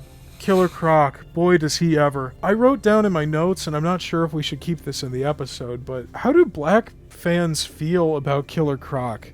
Because there are a bunch of lines in this movie, and the BET line is the cherry on the top of the sundae, of just like what feels like to me something very embarrassing. I don't know. How do, Like kind of forcing him into that realm. It makes him seem like a stereotype. Like the way that he talks and a lot of the stuff that he says, and then asking for BET. Like Deadshot wants to see his daughter again. And of course Harley's request is weird because she's a crazy person, but Killer Croc wants BET. I don't know. I thought that was very weird and cringy, and I don't know how black fans feel about it. Yeah, it would have been better because they were like feeding him like rancid meat before. He would have been like a real like meal every day or something. Yeah, give me a personal chef. Because at no point did he ever say or reference that, or like that he would like anything like that in the previous part of the movie. It just felt weird and random to me. Yeah, I don't know. It feels kind of racist. Kind of. I don't know. If we decide to keep this in the episode, we feel comfortable doing that. Black DC fans, please let us know in the comments what you thought of Killer Croc in this movie, because I feel like he is, I don't know, really flat and really, like, embarrassing. I don't know. I don't want to speak for a demographic, you know? But, like, to me, I was feeling secondhand embarrassment. Because this is the only... No, that's not true. Deadshot's black. Waller's black. Never mind. Let's cut all of this. Cut all of this. I'm serious. No, I agree with some of it for sure. Because I thought that it was a weird request for him to have. And Boomerang's right. I mean, he gets pissed off at Waller because all she's promising is 10 years off their sentence. And he says, well, I've got a triple life sentence, so how is that going to help me? I thought it was insane because, is that just for stealing? Yeah, I don't know, right? I was like, 3 life sentences for stealing? It seems insane. All we see him do is break into a bank vault. Yeah, it is ridiculous. I mean, he did, like, betray that one guy, but we don't know if he killed him. I mean, the Flash villains are supposed to be lighter-hearted, right? Than, like, Batman villains. Yeah, they're supposed to have, like, a code. I guess it is a darker version. We are still talking about the Snyderverse here. So maybe Captain Boomerang is a murderer? A mass murderer? I don't know. I mean, I guess he might only need to kill 3 people, you know, if he's getting 3 life sentences, but still. That whole final fight, too, felt unfulfilling. El Diablo does all the work. Yeah, and it's definitely a victim of the reshoots, or re-edit, because I actually kind of liked the way that it went in the Ayer version. Let's finish this up so we can get to those reshoots. Again, Boomerang, kind of useless. He didn't do anything really. The bomb killing the ancient god seemed weird to me. Using guns to teach geometry was funny to me at the end when he sees his daughter. That was cute. So Joker was supposed to be in this final part. Do you think that it was cooler to reveal him at the end of the movie than it would have been to see him in the final fight? Joker was supposed to be in the final fight? Yeah. You can see in the trailer, actually. That would have been way better than him just popping up at the end to rescue Harley. Like he was working with Enchantress? Yeah. That would have been way better, and it would have made way more sense, too, about why he's getting himself into this situation at all. Well, he wasn't working, like, with her fully, but, like, at the end, they do, like, team up. A somewhat wary, like, alliance sort of thing. Yeah, that would have been more interesting for sure, because as it is now, we think he dies in the helicopter crash, and he's just gone for the rest of the movie. And then he comes back for 5 seconds to break Harley out of jail, which that doesn't really do much for me. I kind of half expected Harley to say no thanks. So in a mid-credits scene, Amanda Waller meets with Bruce Wayne, who agrees to protect her from the legal consequences of the events in Midway City in exchange for government files on the growing metahuman community. He reveals his plans to contact the heroes in the file, including Flash and Aquaman, in order to build his own superhero team. Well, I don't know if that's really true. He might allude to the fact that he might contact them. She advises him to stop working late nights, implying she knows Bruce is Batman. In response, he tells Waller to shut down Task Force X, or he and his friends will do it for her. So you actually caught me watching this scene, because I joined the Discord call right as I was finishing the movie, and I don't know if you saw, but I had a look of extreme confusion. And it's because we already saw Batman get this giant dossier from Lex Luthor's computer system in Batman v Superman, with footage and information and even logos for Flash and Aquaman and Wonder Woman. So I'm wondering, why does he need this information from Waller? I don't know. That was the first thing I had. I said Batman wouldn't really need to get anything from her because already he's got the stuff from Luthor, and anything that he didn't get from Luthor, I'm pretty sure he could figure out on his own. Yeah, he's a billionaire. And a detective. He's the world's greatest detective, and he's got all the resources in the world at his disposal. Anything Lex didn't dig up, he could dig up on his own, 100%. He doesn't need Waller for this. And what is he protecting her from? The only thing I can think of is the fact that when they go, where the Joker gets to get the guy who can defuse the bombs, it says like a subdivision of Wayne Enterprises. I think Waller might have been in trouble because Task Force X was never officially approved, or maybe because she sent Enchantress in there alone in the first place. But Enchantress went rogue, you know. Well, how can he protect her? He's just a rich guy. He's got blackmail tapes of the president having... I have no idea. Like, I don't know. Don't put that in the episode. And he says, she's like, what are you going to use it for? And he's like, I like to make friends. And then he goes, my friends and I will shut you down. Like, dude, you had one friend and he's dead. And your friendship was like 5 minutes long. Yeah, I mean, I guess there's Wonder Woman, which... You know, I wondered by the end of this movie, I had one final note here. It's kind of insane that this is the group Waller sent out there. Like, where the fuck is Wonder Woman? She's not a villain. Or any other metas. Half the team that are metahumans, but then the other half are just really talented normal humans against what's essentially a god, or at least a witch, right? At least in 2021's movie, they're fighting a big monster, and they're not even supposed to be fighting it in the first place. They're just sent there to clean up the evidence. But in this movie, they're tasked with killing what's essentially a god. No, that's not true. Their mission was to get Waller out. But then they only go into conflict because she gets kidnapped after the helicopter crashes. But my question still stands. Where's Wonder Woman? And okay, fine, she's not a villain. Where are the other metahumans? Because Amanda Waller presumably just traded an entire binder full of information on metahumans to Bruce Wayne, which would imply that she has information on them and probably has more of them under arrest. So how come the squad is half normal people? Captain Boomerang's just a guy, Slipknot's just a guy, Harley Quinn's just a guy, Deadshot's just a guy. I mean, they have some talents, sure, but only Croc and El Diablo are metas. You know what I mean? Like, if she's got enough information to trade to cover her ass with Bruce Wayne, and he's walking out of there with a binder 50 pages thick, you think she'd have some more people on the team that would be better equipped to get her out of here and, potentially fight like a world-ending wizard. Maybe she just doesn't care, because she doesn't care if they live or die. But she cares about her own life. She wants to make sure the team will rescue her, so she'd want to pick the strongest she's got. That's one of those tropes I hate too, is when they have the team movie and then the villain or like the threat that they're facing is way out of proportion to the amount of skill on the team, which is how I felt about Thunderbolts 2 when they're like, yeah, they're fighting the Sentry and they're all just normal people. Yes. And I'm like, you can't even have someone that goes up with him toe-to-toe strength-wise. Yeah, exactly. And I mean, even in 2021's Suicide Squad sequel, which we will be talking about later on down the road, the threat of that movie is just a big monster. It's just a big monster, and even then it feels like it's too big of a threat for them. But it's just a big monster. It's not like something that can use magic and create portals and, bring people back from the dead and all this stuff. It's just a monster. And, I can buy guys with guns and boomerangs and stuff fighting just a large monster a lot easier than I can buy them taking on something mythical. Not trying to get into like power scaling arguments and stuff, but I guess my point is just piggybacking off yours. Like, I want the threat to be exciting, something that'll be a difficult obstacle for them to overcome, but it should be something that's conceivable. Like, there is a slim chance. I'm sure if they had just written it better, come up with a better excuse for why these are the people being sent in, I would have no problem with it. But the fact that this was Amanda Waller's well-researched cream of the crop, and yet she still hands Bruce that big fat binder, it just raises more questions than it does answer them. My last note is I wanted to know why the credits were in space, like Star Wars.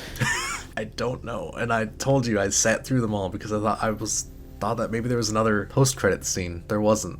It was just random stars for no reason. Really weird. As we talked about, we had the leaked script that we found of the supposed Ayer cut. I had a list of stuff from another source that was saying what would actually be in the Ayer cut compared to the theatrical cut. So I had a list and I went through, and now we're going to see what was actually in the Ayer cut if it got released. So, first of all, the biggest difference in the Ayer cut was that the music would have been entirely score-based, so there would have been no needle drops. And I'm sure that you would have loved that. And I mean, I would have too. It would have made a big difference. Yeah. Even if you didn't know that the whole thing was put together by a trailer house, you walk into it and you're just kind of thinking, oh, they're ripping off Guardians of the Galaxy. Even though that's not true, right? Because we know that this was in development back in 2009, all the needle drops are giving strong Guardians vibes. And that was 2015, right? The first one? 2014. Yeah, 2014. Oh, 14. Yeah, okay. There was some times when I noticed the score, I was like, oh, this is actually pretty good. It wasn't like Hans Zimmer Batman v Superman levels, but I also felt like we didn't get enough to actually listen to it throughout the movie itself. So the first scene would have been June Moon discovering and releasing Enchantress in the jungle. The next scene would have been Joker's assault on Arkham, and then the shocking and like turning of Harley into Harley Quinn. I think maybe introducing June Moon and discovering the Enchantress and actually having it be a whole scene more than just a 5-second clip would have been good. What do you think? Yeah, I think one of my complaints about the movie is that June's not really in it that much. Enchantress is, but June as a person doesn't really exist. She just exists to be scared and to be Rick Flag's girlfriend. So any more scenes with her, I would have happily taken. Which there definitely was more going through. There was a lot more between her and Rick Flag in the script. and I felt like they had just enough to where I felt like there was a bit more of a relationship built between the two characters. There was also a flashback of Batman capturing Killer Croc, which before you had crossed out, but it was in the script. It was oddly far into it, which felt weird. It was about like 30 pages in or something, and not in the beginning, which would have made more sense. But it was him like fighting him in the sewer, which would have been cool to see. And he actually like breaks his arm fighting him. More Batman is always a good thing, especially because Batfleck didn't end up getting his own movie anyway. It would have been cool to see him arrest Killer Croc, yeah. And in addition to that, which would have been cool, because I did like the scene with Deadshot, the Deadshot scene was supposed to be longer, where they were fighting in the alley. So there was more members of the Joker gang that were cut out with like character masks that can be seen in trailers, and then just some of the wider shots, like when they're attacking the chemical lab or whatever it is. Joker's talk with Monster T in the club was way different, with Monster T killing himself for offending the Joker, as opposed to the theatrical version where Joker shoots him. Yeah, that was not a natural progression there. You can definitely tell it was recut. There was a whole scene involving Joker waiting in a judge's bed to get the name of Van Chris Laboratories, that's the bomb maker, so he could disable Harley's nanobomb. So one of the most iconic scenes that they have in the trailers is when Harley breaks the window to grab the purse, but that's actually a callback because Flag's like, what the hell, like seriously, what the hell is wrong with you people? And that's because in the script, Boomerang does it first to grab a bottle of whiskey. So they're just walking along and he smashes the window, grabs the whiskey, and then later Harley does the same thing too, which is why he's like, Jesus Christ, like again, what is wrong with you people? And then she's like, we're bad guys, it's what we do. Yeah, I remember watching that and thinking it was very jarring, like Rick Flag went from 0 to 100 over nothing. Yeah, which I thought that was kind of interesting, and it was weird that they cut it out. The first fight scene with the demon things, with the eye creatures, was a lot more intricate in the script, and the situation seemed a lot more dire. It read as if they were not dying, and then the demon things actually had guns and were shooting back instead of just like fist fighting. And in the script there was a lot more teamwork displayed between the soldiers, which was supposed to be exemplified as the squad is like fighting by themselves. And then even Deadshot doesn't single-handedly kill all like the demons like he does in that scene where he gets on the car and he just starts shooting them and like kills them all, which is a cool scene. But then it's supposed to be like the way that he's fighting like with the soldiers, and then they kind of go out of the way and they're like, oh, we'd want you to fight by our side, and then Flag is kind of like, oh damn, like I'm supposed to be the leader, but they're kind of like cozying up to Deadshot as opposed to me. But I liked the way it read more because it kind of helps show that the squad isn't a group like soldiers are. They're just fighting by themselves and not actually working together, which also comes back in the end when they're fighting, because they actually like fight Incubus at the end, and he doesn't just die immediately. They actually all work together to take him down. There's a lot more back there, so we'll get into that. The second squad of soldiers that goes missing after the first conflict are in the building when they rescue Waller, and they're the demons who open fire on them because they see them and they're like, oh look, it's the squad, like why didn't you guys respond earlier when they were taken over? And then in that scene, Deadshot convincing Diablo seemed a little different to me. He was like basically disrespecting him and like calling him a bitch for not fighting, and like that did get him mad, but then he gets shot in the arm, which makes him snap, and then that's when he like flames all of them and kills all like the demon people. There's a lot in here that was not in the normal script, as you can see. Yeah, it seems like there's an exhausting amount. There's a scene where Flag notes, he like tells Deadshot, he's like, actually I don't know if this is in the theatrical version, but it was in the extended version, where they're like making plans to take out Flag and the rest of the soldiers, and Flag's like, can you stop planning to kill me?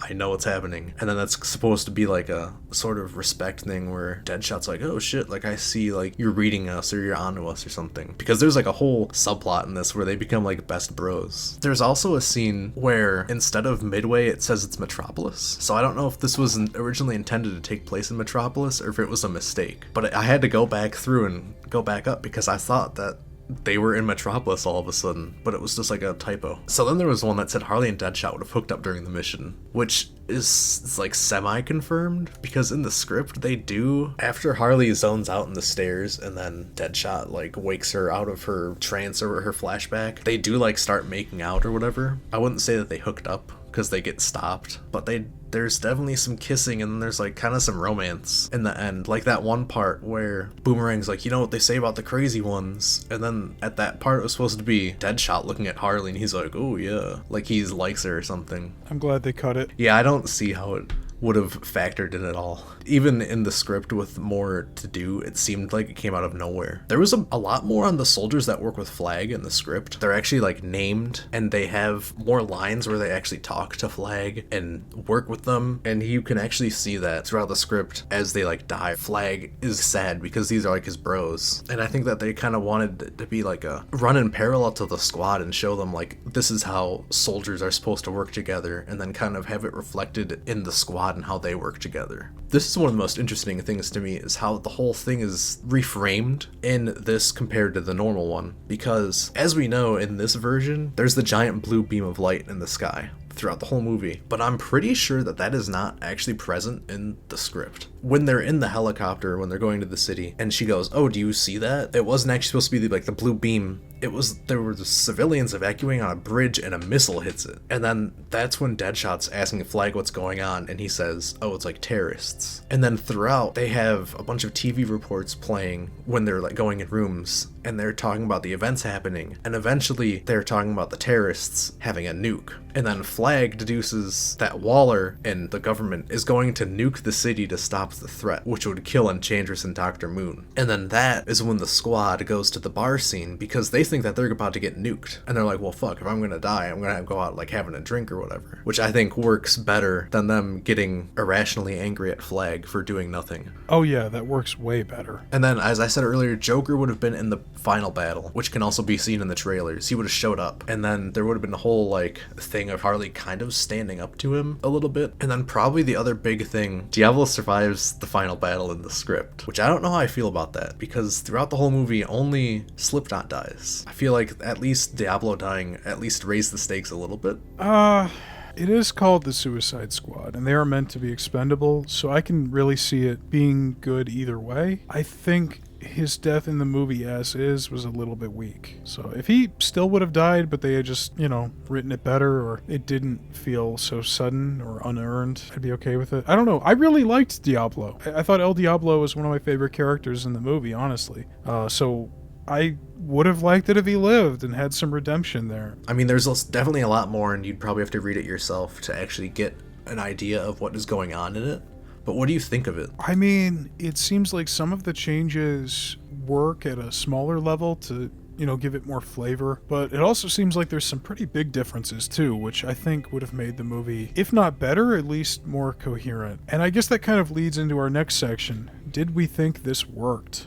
Did the theatrical version that the studio put out work? Or should they have left Ayer's vision and final cut of the film alone? And for me, I think I'm going to say, yeah, they should have left him alone. Not just because it's more likely the movie would have been received better, I think, because it wouldn't have felt so all over the place, but also it would have shown that they aren't spineless. It would show everybody else that might want to work on one of these movies that the studio is going to back up whatever you want to do, which seems to be the way that things are running now. It seems like that Peter Safran and James Gunn, if they like your script or whatever, they're not going to meddle with it. I think it comes down to also, just because the trailer did well, it seems like an overcorrection to completely change the movie to be more like a trailer, because making a trailer is a whole different art than actually making a movie. Just because the movie was different from the trailer doesn't mean that people wouldn't have seen it. Yeah, I completely agree. I think it shows that they're spineless because they won't stand behind their own talent, but also that they're really unsure of themselves and that they have no plan. If they were worried that people weren't going to see this because people didn't like the tone of Batman v Superman and the direction they were taking the franchise, how is it going to look for a potential audience to see the studio pivot so hard, so abruptly, based on the reaction of a teaser trailer, throwing millions of dollars after more millions of dollars to just completely take a detour at the last second like that? To me, it would scare me more as an audience member to see a company making big choices like this on a whim. Unless, there was already reports that it wasn't good, or, he was toxic on set or something. If I saw that they got rid of a director for the movie, or, completely took away his creative vision for it, it's definitely going to raise an eyebrow for me. And, just like a tonal whiplash, they're just trying to chase the success of Deadpool. That's what David Ayer said, is that a lot of this knee-jerk response was the teaser trailer, but also Warner Brothers was looking at Deadpool, which had come out a few months earlier, and that made a lot of money. But you can't base that off the success of something that's completely not even related to it. Exactly, especially when it's something that you've already written, you've already shot. You can only do so much in post-production, and you can only do so much with reshoots, when you're not willing to push back the release date. And even when you do push back the release date, it's not a guarantee it's going to be a coherent movie. I'm sure we've all seen that by this point in one project or another.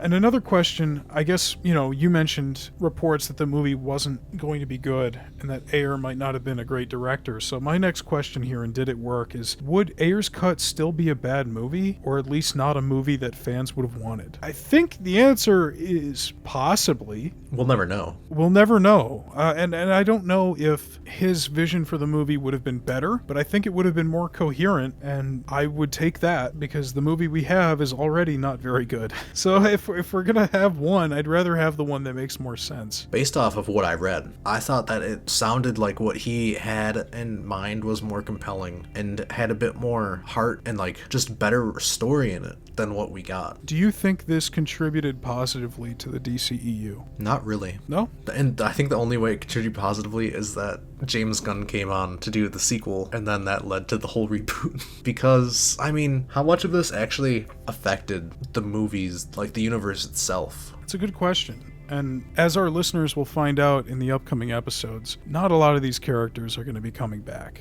The one we're going to see the most is Waller, who acts as a sort of Nick Fury type character in the DCEU, but even then, she's not as important as Nick Fury was. I'm kind of conflicted on this question because I do think it contributes in the sense that it does feel more like a shared world, because we do see Batman pop up a few times. We do see Flash pop up. The new characters introduced mostly don't pay off later. So I don't know. I will say it doesn't feel like it's as closed off as the last two movies we talked about, especially Man of Steel. Man of Steel felt like it wasn't part of a wider universe at all, and it feels like this one is inching closer to that.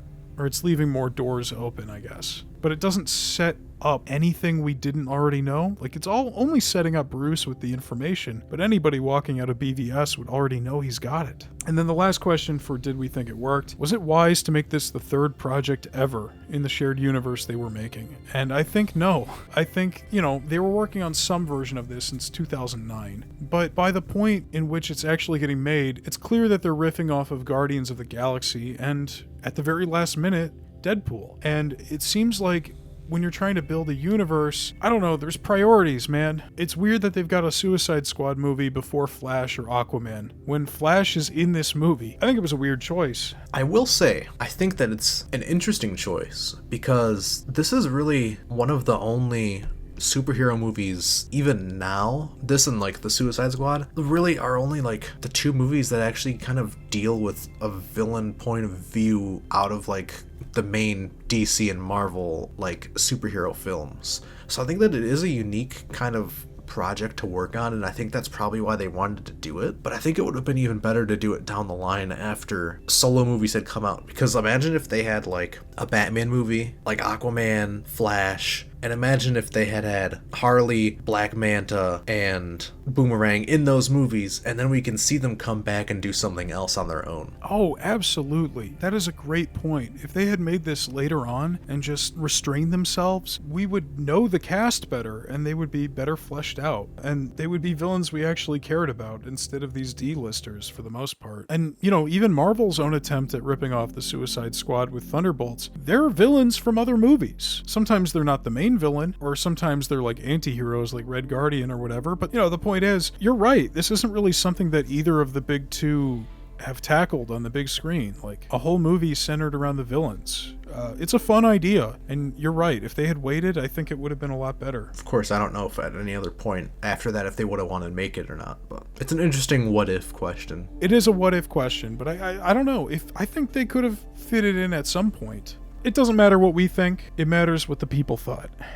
So let's hear about the aftermath of release, and specifically the critic and audience response. So, the response from critics and audiences. This currently has a 26% approval rating from critics on Rotten Tomatoes, with a 58% audience approval rating. It has a score of 40 on Metacritic, and it has a cinema score of B+. What do you think of those? I don't think the movie's great, but I do think an approval rating of 26% is a little low. 40 is a little closer when you're looking at the Metacritic, but I don't know. It's not unwatchable, but it is a hack job. I feel like even 58 seems low for audience. I am a little surprised that the audience rating's so low because audiences are stupid. Yeah.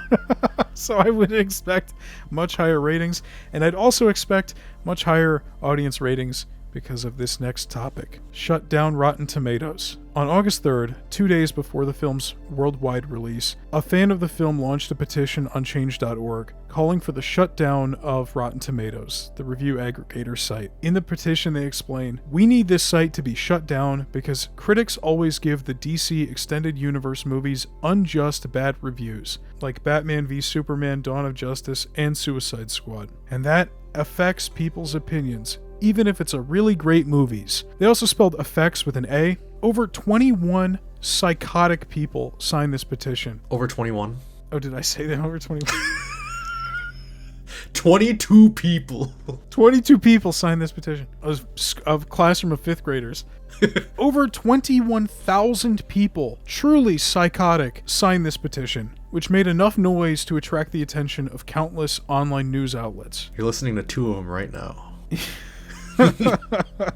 I find this absolutely hilarious because if you do some digging behind the scenes, you would know that Warner Brothers bought a company called Flickster in 2011, and Flickster was the parent company of Rotten Tomatoes. Now, in March 2016, Warner Brothers sold Flickster to the movie ticket company Fandango, but Warner Brothers still maintains to this day a 25% stake in the company. So why the hell would Warner Brothers use its own site to sabotage their own film's ratings? It doesn't make any sense. It's just a bunch of angry people on the internet making things up and just deluding themselves into believing some conspiracy about their favorite superhero pop culture media. And to me, this is kind of foreshadowing the nightmare of fan culture that we would see just a couple years later. But I guess we'll get there when we get there.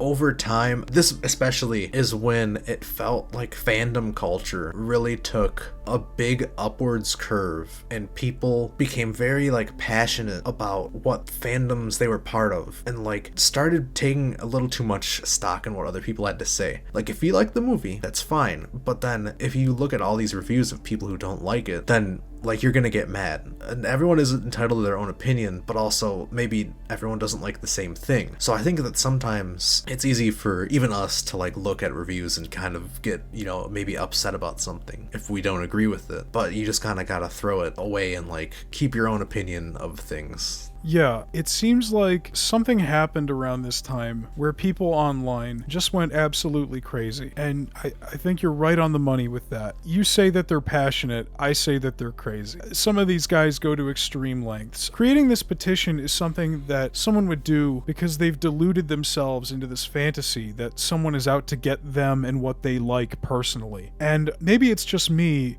but I think it's no coincidence that in the same year, America would elect a game show host as president based on a cult of personality with a bunch of crazy people who have deluded themselves into thinking that they're the victims, and they get way too crazy and heated about things they like. Harambe's death really did a number on the world. Not to make the podcast overtly political or anything, but am I the only one who sees a connection here? I can't quite articulate it, but I feel like there has to be some kind of connection between shit like Gamergate and sending death threats to John Boyega over Force Awakens and trying to get Rotten Tomatoes shut down because they didn't like the movie you did and harassing people online over the Snyder Cut for years and the current reality that we live in today. In 2015, 2016, there was some kind of a tipping point on the internet where people just went crazy. And it hasn't come back either.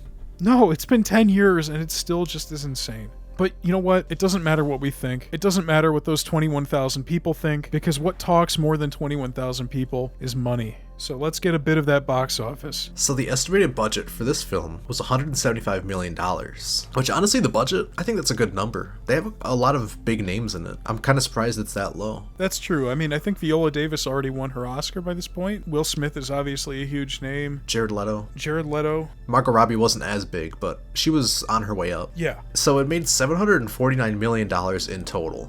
about 50-50 domestic and international. Well, I guess that's kind of maybe a little surprising. I would have thought it would be more skewed internationally. This is probably why. The fact it didn't perform as well internationally is because it was the first DCEU film not to be certified for release in China. That is interesting. What about it? I think it's because all the skulls and death and shit. Yeah, probably Enchantress. They do not like that stuff over there. Like, even just the smallest thing, they will be like, no, you cannot release that here. Yeah, it is pretty crazy. And despite making less than Batman v Superman, Suicide Squad's net profit was about 50% larger than Batman v Superman due to its smaller budget. Hey, we said it in the last episode. If you get those budgets under control, you make more money. Don't spend $300 million on your Batman movie. No, that was Batman v Superman.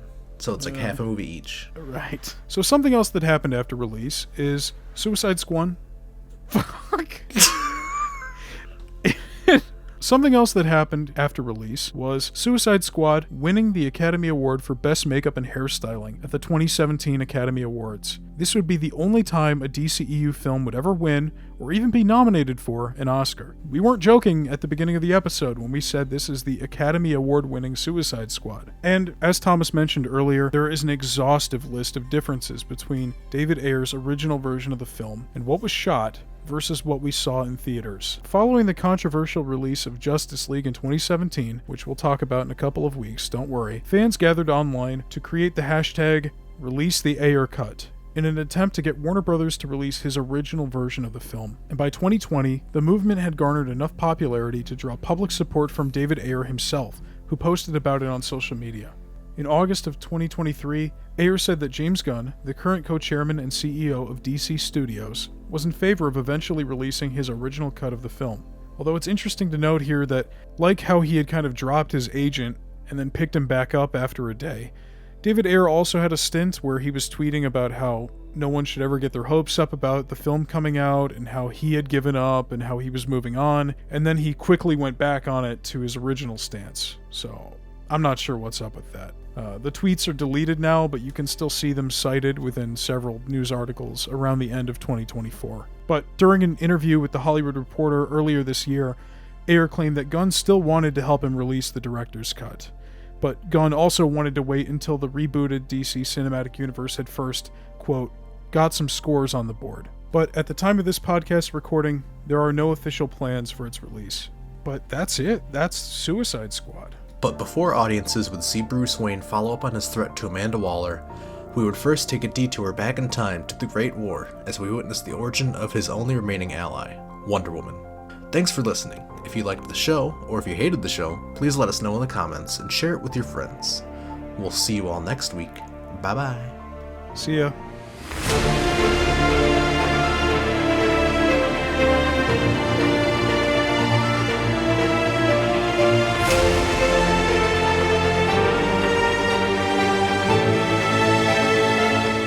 Kinnaman? Kinnaman? Is he Jamaican? Joel Kinnaman. Joel Kinnaman. You said Kinnaman. You didn't say Kinnaman. Kinnaman. Pokemon. It doesn't matter.